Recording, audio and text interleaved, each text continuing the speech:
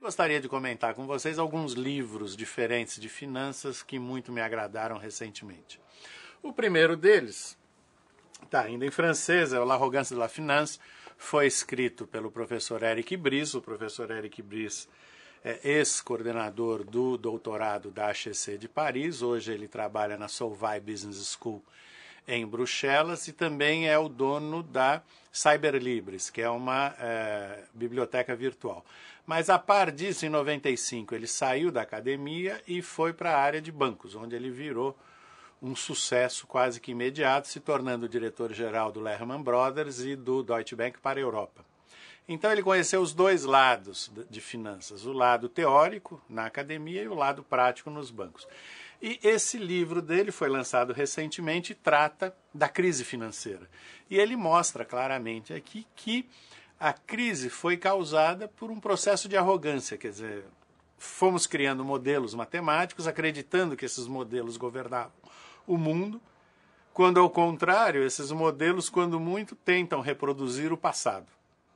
E nesse processo de modelagem aliado, ou este processo de modelagem aliado a um processo de bônus que são dados em função de uma performance de curto prazo, levou uma superexposição de risco e a crise. E é muito complicado você prever o futuro com base simplesmente em modelos matemáticos, que nós temos que perder essa arrogância da modelagem e voltar para os princípios mais claros de subjetividade, entender qual é a nossa exposição ao risco, que o modelo não é tudo.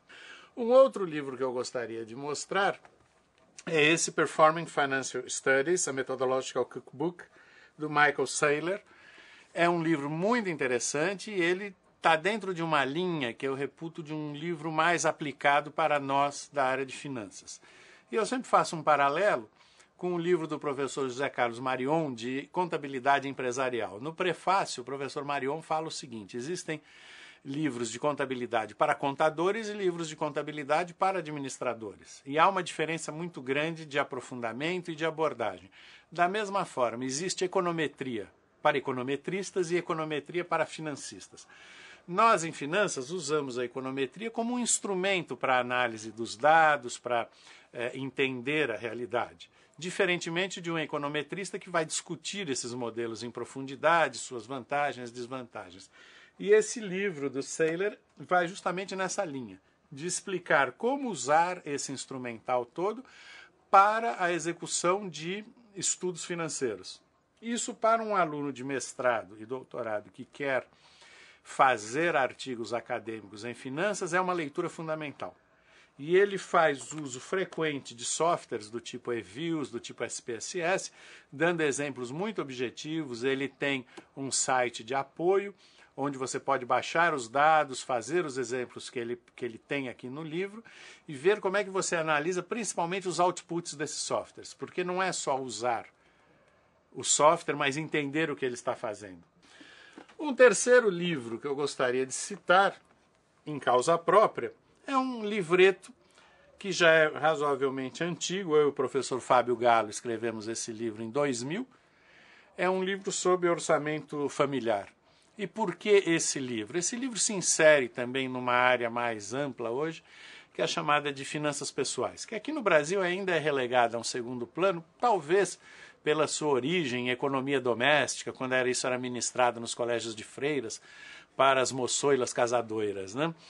Mas é interessante perceber que isso no mundo mais e mais vem tomando uma importância muito grande e seja nos cursos secundários, seja nos cursos universitários, em diversas instituições no mundo você já vê cursos de finanças pessoais. Por quê? Porque é fundamental que o sujeito entenda como tratar do dinheiro para ter uma vida no mínimo satisfatória, né? E mesmo para as empresas é muito importante que isso seja visto como um instrumento de produtividade.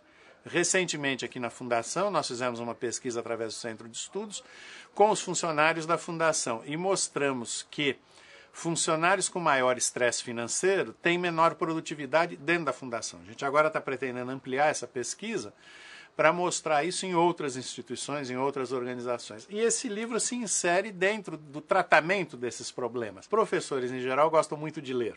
e não leem só nas suas áreas de trabalho mais específicas, mas têm outros interesses.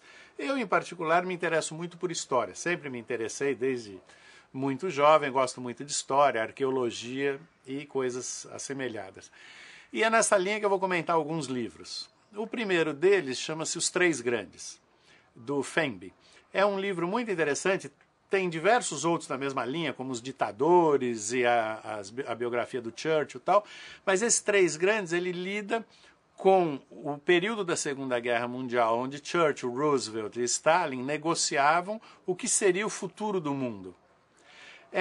Esse livro ele é escrito com base em relatos de quem participou dessas reuniões, de cartas, de documentos muito vastos e numa quantidade muito grande. Então é muito interessante que você vê o detalhe do relacionamento desses três grandes líderes do período da Segunda Guerra Mundial.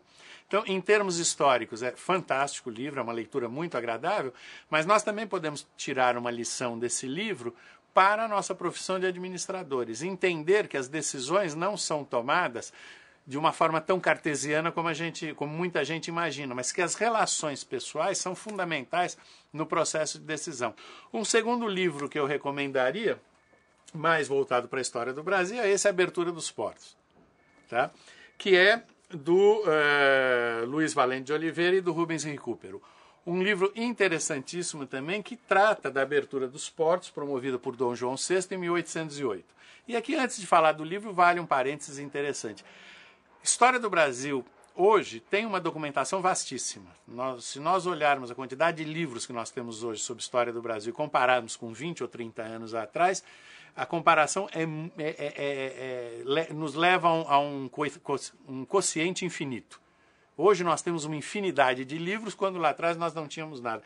E esse se insere dentro dessa leva de novos livros, mostrando que a abertura dos portos, que antigamente a gente considerava como uma atitude intempestiva, talvez, do Dom João VI, não foi nada disso.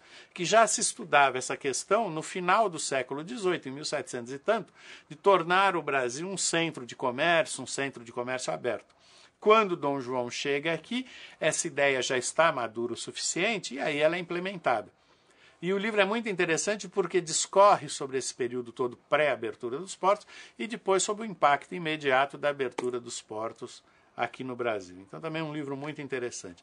Um terceiro livro que eu gostaria de comentar é A Última Semana de Jesus, de um arqueólogo israelense chamado Gibson.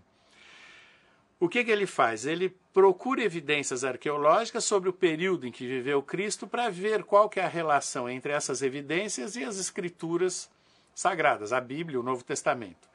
E aí ele contesta diversas crenças generalizadas, como, por exemplo, de que Jesus teria vindo de uma família paupérrima. Ele fala, isso não é possível, porque as viagens dentro da Terra Santa eram viagens caras. E Jesus frequentemente saiu de Nazaré, foi a Jerusalém, de Belém, foi a Jerusalém. Ele viajava com a família. Isso pressupõe que ele tinha posses. Tá? Da mesma forma, ele vai discutir N outros aspectos, por exemplo, por que foram ao túmulo de Jesus no domingo para olhar? Porque esse era um hábito, naquele tempo, de se lavar o cadáver, então de se limpar o cadáver. Mas como era Páscoa, também ninguém foi no sábado lá, porque era Páscoa e Shabat. Então foi-se ao domingo. Então todos esses aspectos da última semana de Jesus são discutidos em profundidade à luz de evidências arqueológicas. O Gibson é um arqueólogo muito conhecido no Oriente Médio, faz pesquisas há 30 anos nessa região, então ele coloca as suas pesquisas e de outros arqueólogos fazendo esse paralelo com a última semana de Jesus. É interessantíssimo o livro, é um livro que a gente lê em uma tarde facilmente, porque ele não nos deixa desgrudar dele, né? E por último eu queria falar de um livro aqui da casa, que é A História do Ibre. É um livro que saiu ano passado pela editora da Fundação. Ele é interessantíssimo para todos os públicos. É claro que para os funcionários e professores da Fundação tem um interesse maior, mas ele relata a história do Ibre desde os anos 40. Então é muito interessante a gente ver como é que se estimava um PIB no final dos anos 40. Nós não tínhamos computadores, não tínhamos nada disso. Então ele conta que as pessoas ficavam observando o movimento nos portos, iam até as fazendas conversar com produtores e a partir dessas conversas fazia-se inferência sobre a produção brasileira.